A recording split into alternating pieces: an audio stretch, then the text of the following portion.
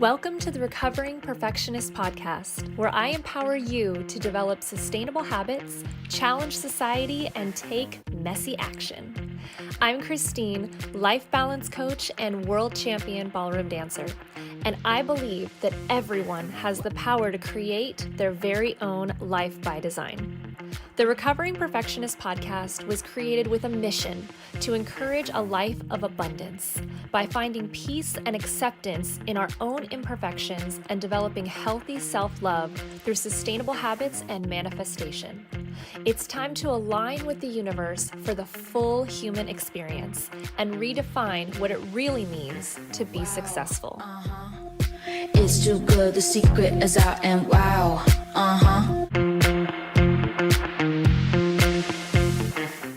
Welcome back. We are here at the Recovering Perfectionist Podcast, Season 6, diving deep into it. And I am here with the fabulous Pam Young. She's joining us from New York City today, fresh from a wonderful time in Greece. We may tap in and discuss a little bit of that because we all love to talk about Greece. And I'm going to let her introduce herself. We are going to be discussing so many different things today, but I'm very, very excited for you guys to meet Pam. Pam, thank you for being here. Thanks so much for having me, Christine. So the quick kind of intro summary, just to give some context, my client sent me this, and this is kind of the best articulation that I couldn't have come up with. He wrote me and said, "I am more me than I ever could have imagined, in no small part because of you." And so that's really what I help people be and do, right? And then ultimately have, which is be their most authentic, whole, unadulterated selves, but have the kind of mental freedom and courage to actually be that in every aspect of life, from work to relationships to, their daily living, so that they can have the impact that they want on the world. And really it's, oftentimes mission-driven people that I work with, so they can make the change they want to see in the world, and for themselves in their own lives.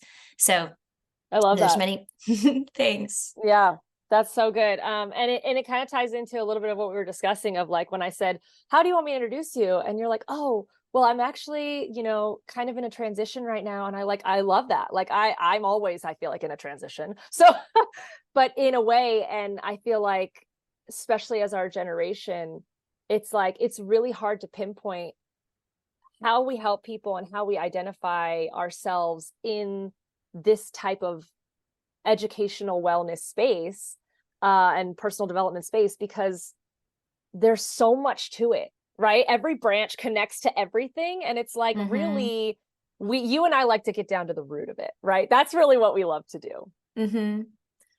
Our first conversation, we geeked out about that for, I don't know, it was like 2 hours. Oh my God, it was insane. Yeah. It was absolutely insane. You called it extravagant earlier, and I loved that description because it was like fabulously extravagant. We're like, we could go anywhere, and it's so rare to find people you can truly go anywhere on that kind of depth with. But I appreciated how you said earlier, you feel like you're always in in transition. Yeah.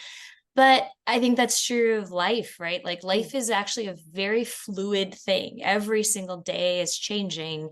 Even if you're in a routine, how the day happens actually is very fluid, right? Because there's no way you control all the dynamic elements of it, except like the human brains, especially in our modern time, wants like more simplicity, wants to categorize things, wants to put things into boxes because there's so much information that we're dealing with. Right. So then you're like, okay, cool. I just need a title to understand this person. I just need a category to place this thing in. I just need a way to even understand some of your closest people in your life. You're like, okay, you're this kind of person who does this, who acts like this, who da-da-da-da. So and then I can go to for this. Exactly. And then when they oscillate or don't fit that, you're like, oh, they've changed, or they're not fitting how I've understood them anymore. Except I'm like, but everybody is always in a fluid state, and life is always in a fluid state. But we have this need to try and simplify that, right? And put things into more fixed understanding. And I think it's like, because we talk about it all the time in the coaching space, that when you evolve and things like that, you're going to lose some people in your life because you're no longer going to be serving them the way that they are benefiting from you, right? Because you're setting boundaries and all of a sudden you're minimizing your friend circle and all that stuff so you can grow. And it's like, does that for us as well, when we're trying to identify people in our life, it's like, how are we benefiting from them? And when they evolve and change, like, we can't be a hypocrite in that way either. Like, we need to allow them to evolve and change. And if that means that they're not going to fit that mold that we put them in, because it's our expectation that we put them in. They didn't show up in our life and be like, cool, here's my card. This is what I do. This is how I'm going to help you. This is what, like, I think the expectation of what we set for people, especially close family members, of like, well, this is what you've done for me my whole life, and this is what you're supposed to be, and this is, I don't think anyone's supposed to be anything. Yeah. And I'm saying that, telling myself as well, because I've fallen into that trap of people in my life where I'm like, oh my gosh, like, why is this person not calling me back? Or why is this person all of a sudden, like, they said they were going to be there for me, X, Y, and Z, and now they're not. And they have so much going on in their life that they want to be that person for me, but they cannot. The bandwidth isn't there. You know? Yeah. Maybe there's an interest. Maybe we can focus on some of the interrelational aspects or interpersonal aspects. Yeah. Both in terms of how we show up. Because I imagine people who consider themselves to be perfectionists aren't just around their own actions in their own lives that impact them, right? It's also about who you are to other people, how you are, and, the things you do that affect your relationships. Because that is an interesting way to rethink how we evaluate or maybe not evaluate's the wrong word, just how we consider our relationships. Yeah. Are you in relation with someone because they do a certain thing for you versus they make you feel a certain way, right? Versus like they bring a certain element of experience to your life just because of how they are. And I feel like or they're filling a gap, because a lot of people, we talk about, self-love. And I think a lot of people, especially in, romantic relationships, it's like, do you love yourself enough? Or is this person loving you for you? You know what I mean? So if they're gone, it's like all of a sudden you feel like you're not enough and all these things. It's like, yeah, again, that gets into kind of a self-love conversation. We don't need to go down that rabbit hole quite yet. But yeah, I mean, how is this person making you feel? I think is that. I wonder about the self-love piece though, because I think so many of our root problems come back to that. Sure. Right. And you would know this better than I, since you've been exploring this topic for so long around perfectionism, is there is that kind of, I wonder if there is that component of you're not enough just as your flawed, imperfect self. Right. Even though we know that perfection doesn't exist. So we will never reach that level, but yet in our brains, we feel like we'll get to a point where we will. And something's going to feel perfect. Yeah. And it's hard.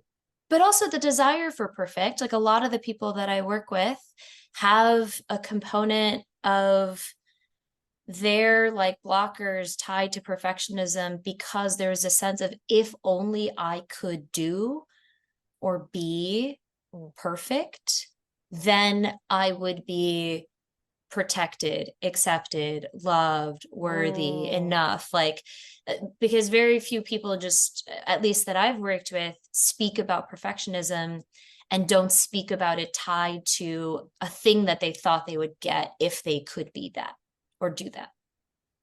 Wow. Yeah. That there's so many ways to go with that. I love that so much. I think my first instinct is,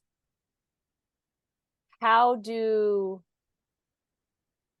you instill worthiness, being enough, all of these traits that perfectionists feel into somebody at a young age? Is it really just like the parents or the environment you put them in? Or like, how do you feel that is something that future generations, because I think our generation, obviously every generation I see does better and better, but we're learning earlier and earlier that we are enough and we can evolve and we don't have to be one thing. And we, you know, and all these things. And that ties into all the perfection. It's like you're slowly like an onion delayering and saying like, if I show this weakness, people will still like me.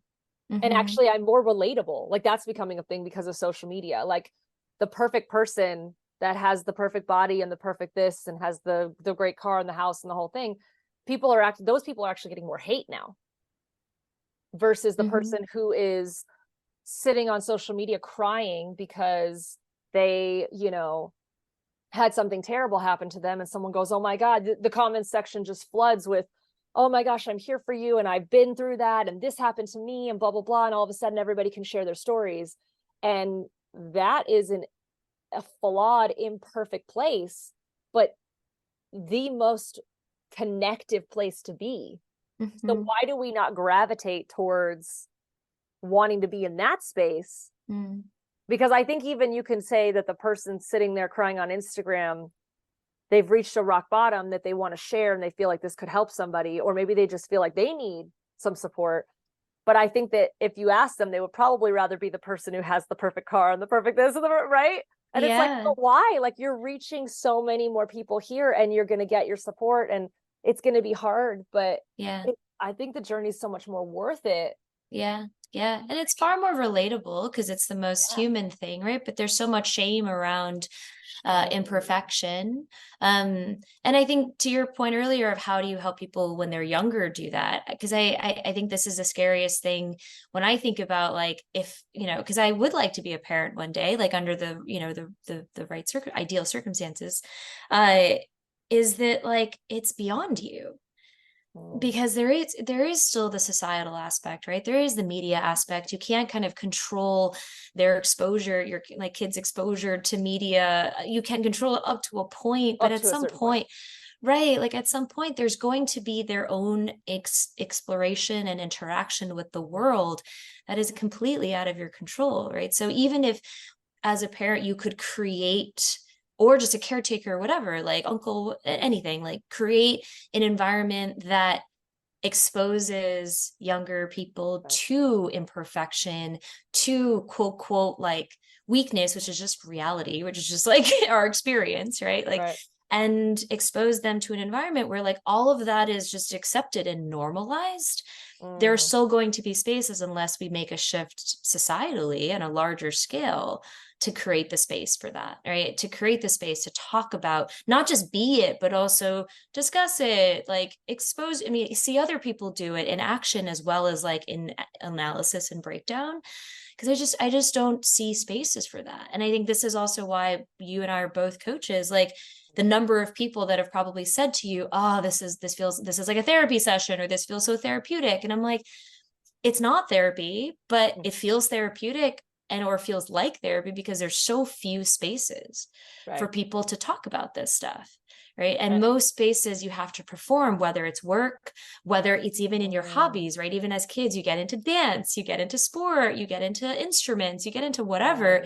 There are so many visible performance aspects to all the things that we do and live in the world that you're constantly in this like loop well, you of end feedback. up being measured exactly by either what you did in the last game or you next to your teammate, or like it's as humans, you're right. As humans, I think the two major things that we've been hitting on is we have this comparison issue of like, I can't see two people doing the same thing next to each other and not decide who's better.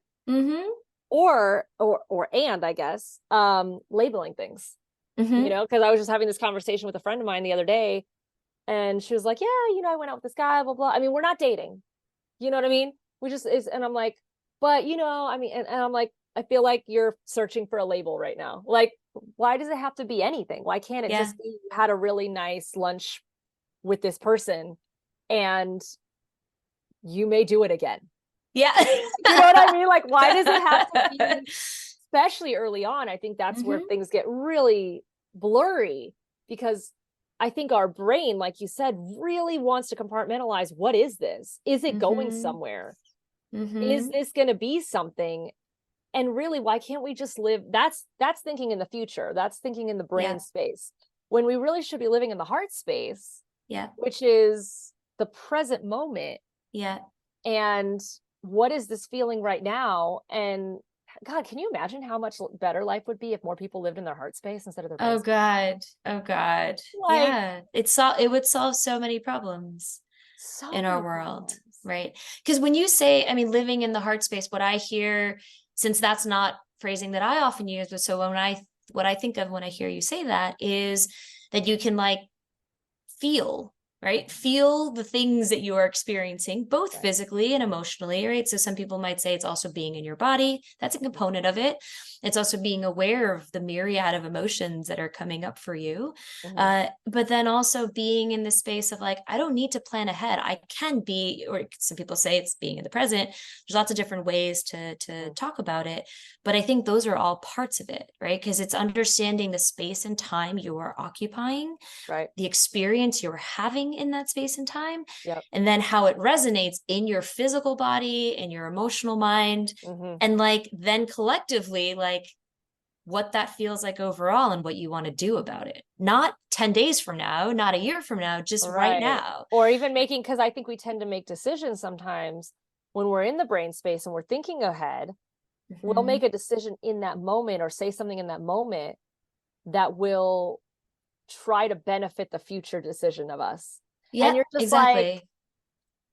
like I think that's a perfectionism thing too, is like pre-planning, right? You know what I'm saying? Like, I don't want to get hurt by this person, so I'm going to put up my defenses, or I want to make sure this person knows where I stand, so I'm going to like throw my agenda in there. And it's like, what if we just, I mean, then some people would say, well, then I think more people would get hurt, right? If you're more on wearing your heart on your sleeve, more the feeling aspect, you might not see certain things coming. And it's like, yes and no. Like, I do feel like there's a level of intelligence that you're still going to have that's going to be like, okay, like if you see red flags, like they're still red flags. That doesn't mean that you're not sitting in the present moment.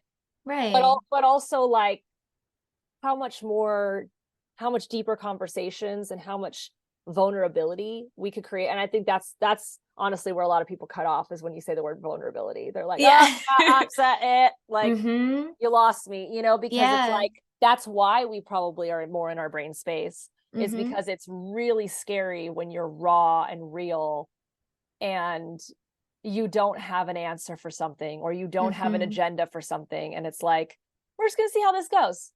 It almost makes it sound a little irresponsible. Right, but only by societal measures. Right. And if you are someone who wants to live in a way that's aligned to your heart space, your body, your present time, your presence and experience, like, then it's the only way. Yeah. Right. And I want to go back to something you were saying earlier around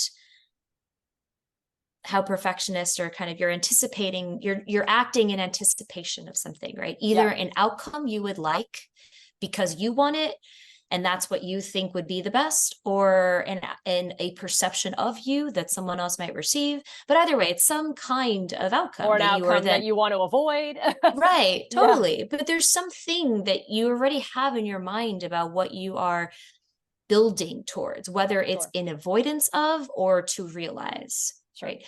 And I think the difficulty with that, because this is where in our desire to simplify some concepts and ideas, we do use simpler language, but sometimes we need to use more complex ideas and concepts, because what people feel in a present moment is so nuanced and so complicated that unless you have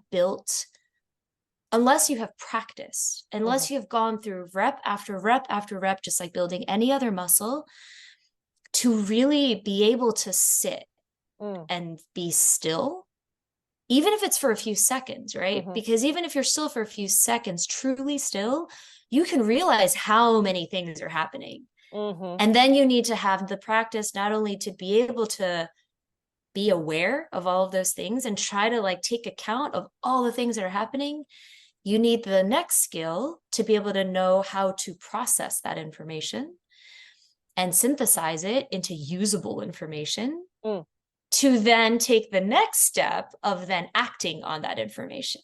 Right. Because I think a lot of us, if when we just say, oh, be present, see what comes up, like be in your body, people are like, I'm scared, I need to run, right? Because that's what their Fight or body's flight. doing. Yeah. Exactly. Oh, right. totally.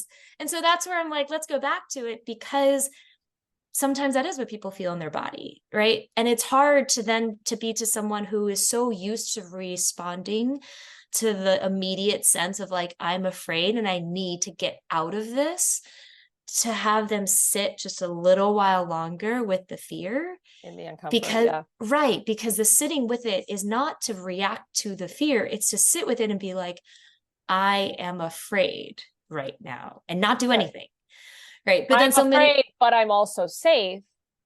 And this is right, a feeling that's okay to have. I'm not in danger. exactly. I'm okay with that. Yeah. Mhm. Right. But I think that's where so often people are like, but I'm afraid, so I need to run. And I'm like, but are you actually? Because if Right. you can be fully, if you can actually be in the moment, you can evaluate, okay, what's coming up is my Right. fear, but I am in an entirely physically safe space right now. Correct. I'm with people that I trust.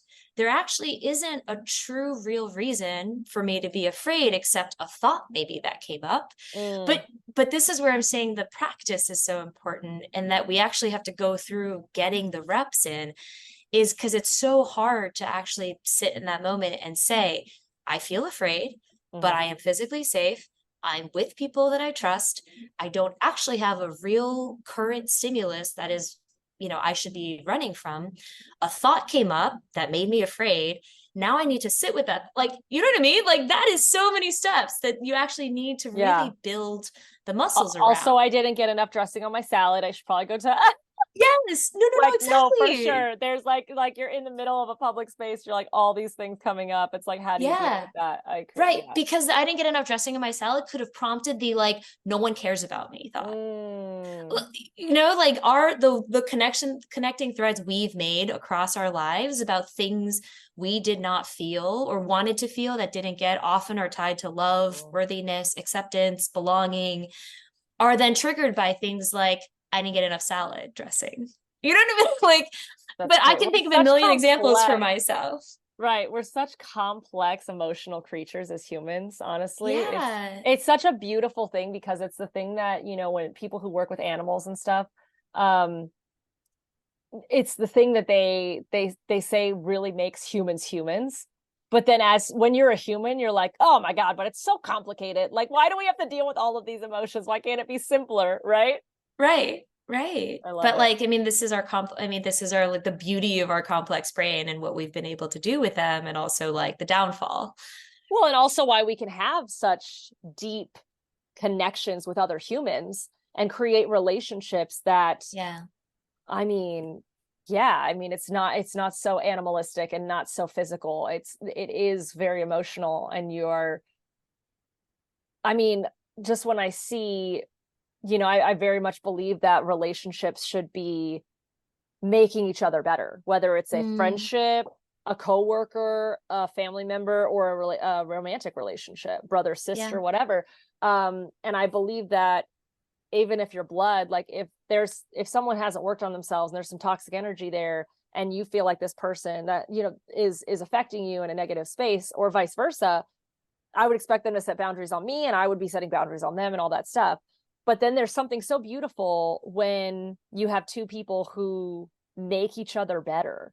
That whole opposites attract thing, where it's like, you have a lot of things in common, but you really are each other's yin and yang kind of thing. And so to be able to have that, because that's kind of how my husband and I are, like 7 years in, and he's the anchor and the calmness and the patience, you know what I mean? And he follows through. Like, he's been the reason that a lot of our businesses have been able to have success, is because of the follow through. He's steady.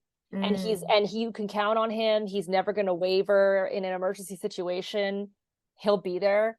But also sometimes it's hard for him to get started, and I'm the fire. And so I'm like, let's go. I'm going to go attack, like, I'm going to be out there. I'm going to talk to everyone. I'm going to get us in the door. Do you know what I mean? Like, I'm that fire. And so, because the start isn't steady.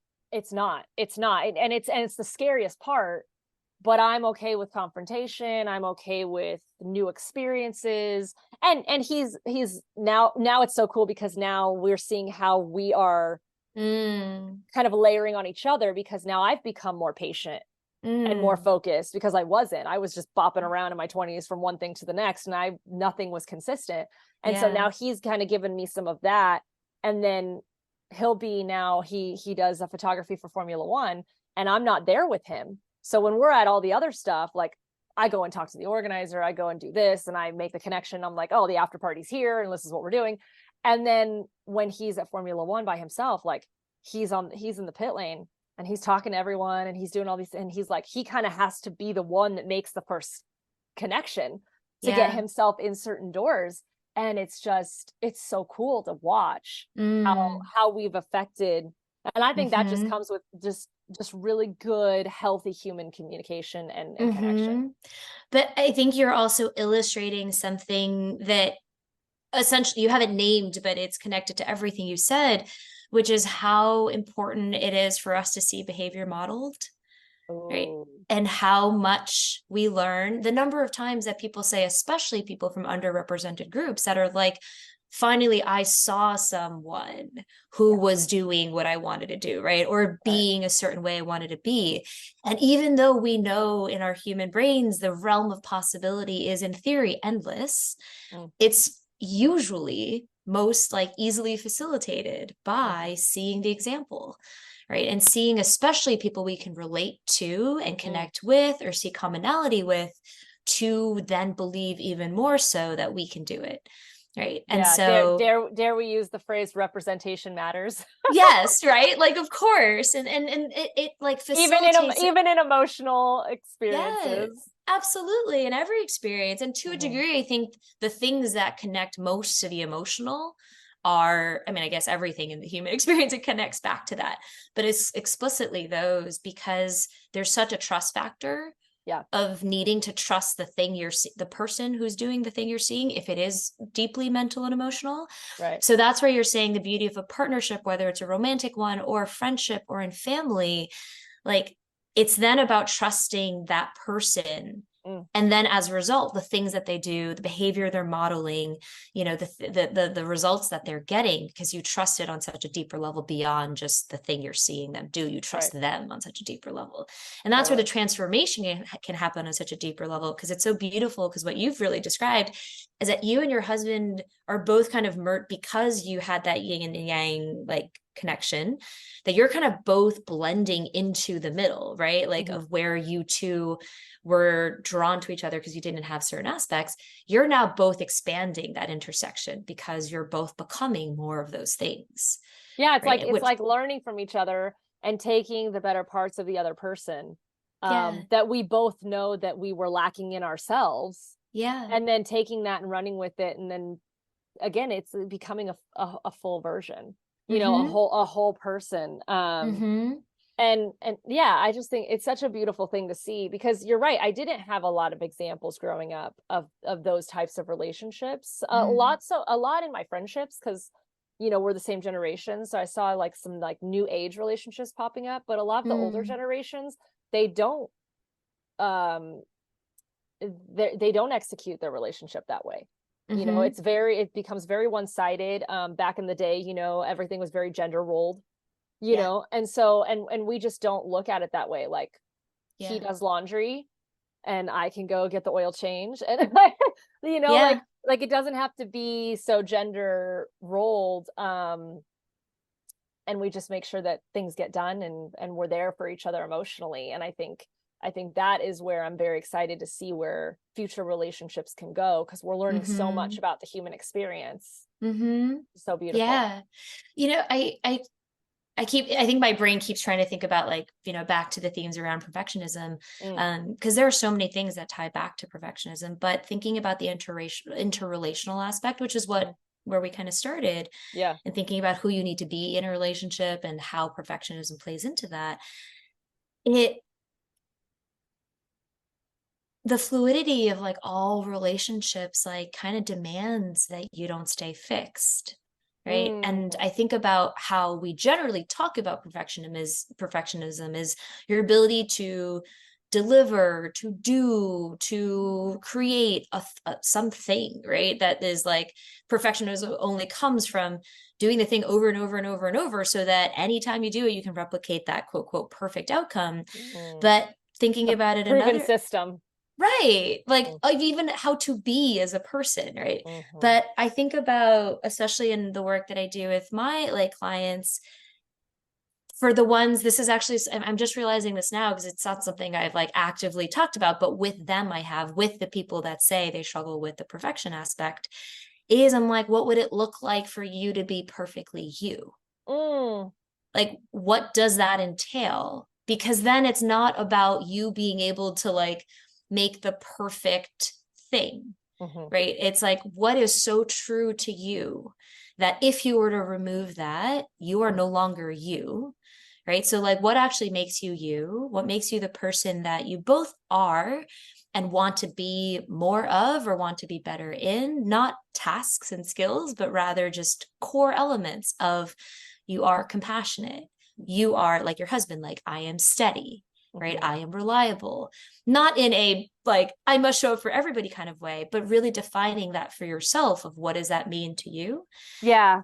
I think I think that's great, especially with those positive attributes. But I think, when we get into, I am gay, I am,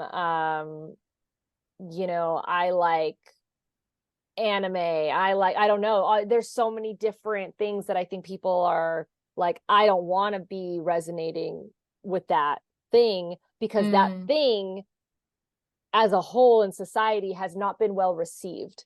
So again, that perfectionism comes in, and it's like, I've seen time and time again that people like me this way. If I show them this, are they still going to like me? And I think my first instinct for me is like, I never really cared if people liked me or not. I just wanted to be me.